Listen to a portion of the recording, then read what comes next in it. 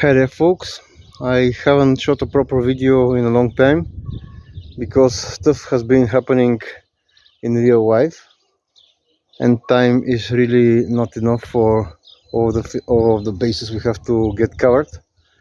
So as we have had the first rain in a month in what has been the warmest, driest end of winter and early spring here, everything is a month before its regular time.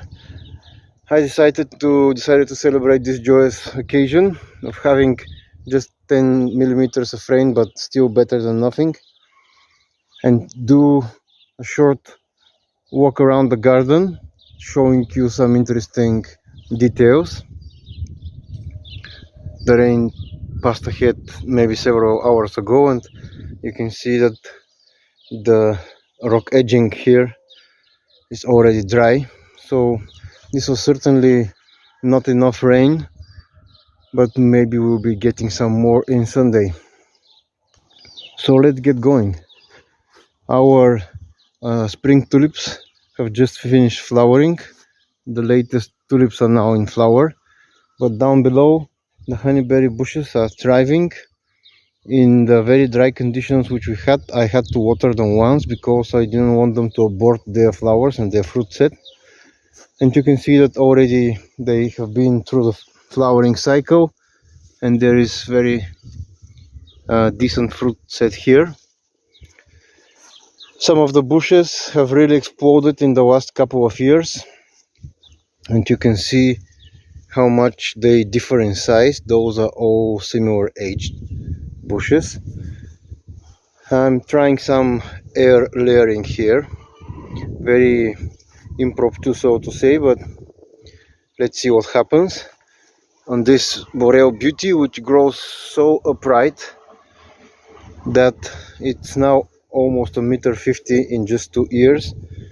Those 1 meter long shoots just from last year, and you can see that there's plenty of fruit on that still young bush. One of the earliest specimens here is even beginning to ripen a bit, but we'll still have to wait a couple more weeks. The morena here as well, very small leaves, I say very decorative feel to it, and I really enjoy it, even though being so dense the fruit are not as large as I want them to be. This is the amphora variety, but still there is some caterpillars which are starting to emerge now, but I just let the ecosystem around here manage that. And the gooseberry, which I see has already set fruit here. One of the trees which I saved last year from a parking lot and didn't manage to settle sprouted a side shoot here near the root crown, so I'm very pleased about that. It's a type of maple, which just comes to prove you that the trees are very resilient. The honeyberries have all finished flowering and they are setting fruit now. Hopefully this year we'll be having a chance to taste a little bit more and see how they compare taste wise. Now this is a first for me, grafting black locust. You can see that this flower bud here is purple in color. It's a pink or purple flowering black locust, which I have grafted on this regular white flowering black locust here. So hopefully this will take, and my aim is to turn some of the black locust trees which we grow here into cover trees, such as those growing up above. Comfrey is also making the flower buds now. Maybe it will be flowering in 10 days, and some of the low grafts which I'm making in effort to save this young but dying apricot tree have already taken well and growing nicely. This experimental cherry tree has many grafts on it, such as this sleeping bud graft which I did last summer, but also here, up here, and most of the branches are grafts as well, with many different varieties, just to use this otherwise no variety tree. It was a mistake sent by the nursery, so I'm using it as an experimental tree, so you have to excuse the super weird shape of the tree. I'm also experimenting with different grafts to see how they perform in time. Now we have to consider that I'm shooting this in mid-April.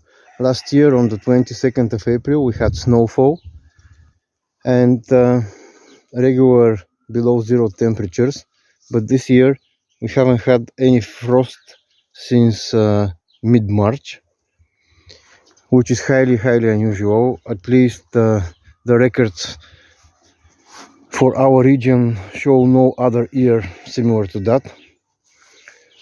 The medlar is now getting ready to bloom, which usually happens in late April, in early May to mid-May. I have done many grafts here as well with different varieties. Pears already have the fruit set and growing.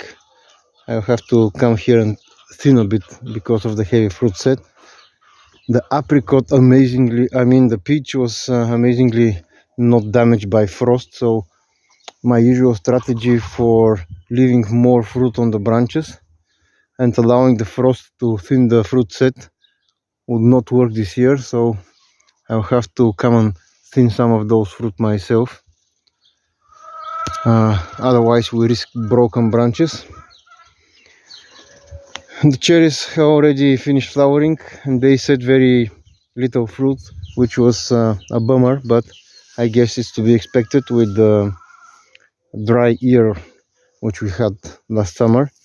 Out of all those flower clusters, they're just single cherries here and there, and the situation is similar across the neighborhood, so it's not some problem specific to our trees, but it's more about the dry conditions which we were having in the last few years. Some of the currant bushes suffered as well. They were unwatered last year, and this experiment with the mulching film did not help at all, because when you don't have ambient water like regular rainfall, then the mulch film does nothing to provide extra moisture. In this case, this red currant, I had to remove maybe 80% of the whole bush and about 50 for this one. Of course they will recover, and you can see that new shoots are already growing, but still it's a good reminder that we have to change our strategy by either removing this film and mulching deeply and putting more compost with more organic matter around them, or watering them at least once a month. Another dead and dying tree, an apricot with heavy fungal problems, which I chopped last year in an attempt to terminate it, but it regrew so vigorously that I decided to give it another go. So you can see that it has lots of fruit set on it, which is very unusual. I think this will be the first year with more than 2 apricots in our village, and of course I'll have to shape that with the summer pruning, but it always amazes me how much vigor even those seemingly sick and dying trees can exhibit. The apples here have also suffered in last year's drought, because on this very well established and good sized apple tree we have maybe no more than 20 flower clusters, and each of those is just a couple of flowers, which is not good. You could easily pick 50 to 70 kilos of apples out of such a similar sized tree, but it was not going to be, so maybe we'll have to think about that as well. The queen's tree, on the other hand, is feeling very well, and it has very nice flower. It's in bloom right now, a beautiful pale pink flower. I'm hopeful for better harvest this year, if there are no violent storms to shake down all the unripe fruit which happened last year. I'm here in the shade of the microforest. This is deeply shaded, almost no direct sunlight all year around on the fence line with our neighbors. And I wanted to show you this graft which I did on a very young seedling, a wild plum. This was grafted last year, and even though it's in the shade, you can see how much it grew. I didn't trim it at all, and it's already shaped into a nice form, and this will probably set fruit buds for next summer. So just 2 years here as well.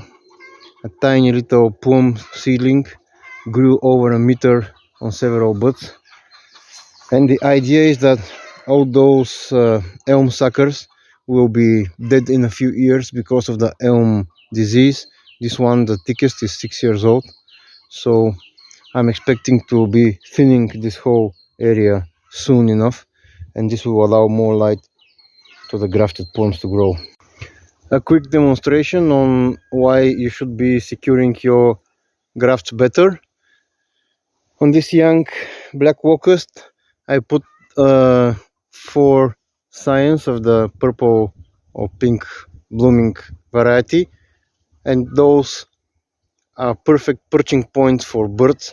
This one was a little bit sideways slanting, so it was also the weakest, the thinnest branch, so a birch perched here and broke it off, and of course it will die. But the others look pretty healthy, so I'm hopeful for those as well.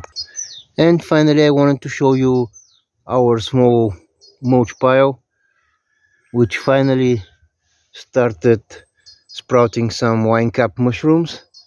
I'm very happy about those. I'm optimistic that maybe if we water it a bit more often, we'll get more mushrooms out of it. Those are all 2 days old. This is a single day old, and this one as well. This has already been eaten. We picked maybe 10 mushrooms out of this a couple of weeks ago, super early. I did not expect them at all, but now with the rain you can see that most of it is wet, and this part is dry because I kind of moved it around to check the moisture content in the bottom, and it seems that only the surface layer was watered. This is due to the mulch pile being positioned under thick canopy of wild plums, but this is a appropriate shady spot for the summer. And also I have here a row of grafted and seedling trees which I'm watering once a month usually, so this should get some water, and hopefully we'll be getting a good harvest of mushrooms this summer. Self-seeded Swiss chard seems very happy in this cooler and now moister weather. We have a whole bed of it, experimenting with self-seeded Swiss chard as a ground cover. Regrettably, it didn't grow as densely as we hoped because the autumn was very dry as well. But the experiment will continue in this year as well. And you can see that our winter rye cover crop is performing way better, even though birds ate the first part of the seeding here, but borage decided to volunteer, so I'm happy about that. Now this will be a bit harder to shoot, but I'm trying. So I wanted to quickly show you at the end of this video. I'm sure you're familiar, if you follow my channel, with this young wild plum growing under our big ash tree here. So last spring I did a couple of grafts. I have a separate video about that on those 2 branches and here as well, with very minuscule scions, as thin as a toothpick, like this one, with a very special variety which is has very sentimental meaning to me. It comes from the garden of my late grandparent, and you can see that even though this is in the deep shade from the elm tree and it's on side branches, which means that most of the growth is directed towards the upper branches. And of course I have pruned this tree heavily to keep it compact. Even though all those circumstances, the scions managed to take very nicely. They also grew, even if not vigorously, a good amount, and they managed to set fruit, and you can see the amount of fruit set on those tiny shoots. I of course have to remove all of those young plums here and most of them here as well, because if I leave all of that fruit here, they will just snap the whole scion off, and that will be a very unpleasant outcome. So in just 1 year we had grafting, the taking of the graft, the growing, the setting of the fruit bud, and on the next spring you already have fruit. This is mainly as a demonstration for people to consider grafting and to not think that it will take many years to see fruit out of your grafts.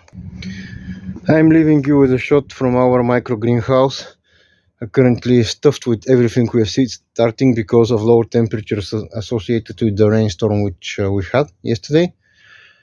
But I'll do a separate video about that after I manage to move out all of those seedlings, and to talk about that more in the future. See you later, folks.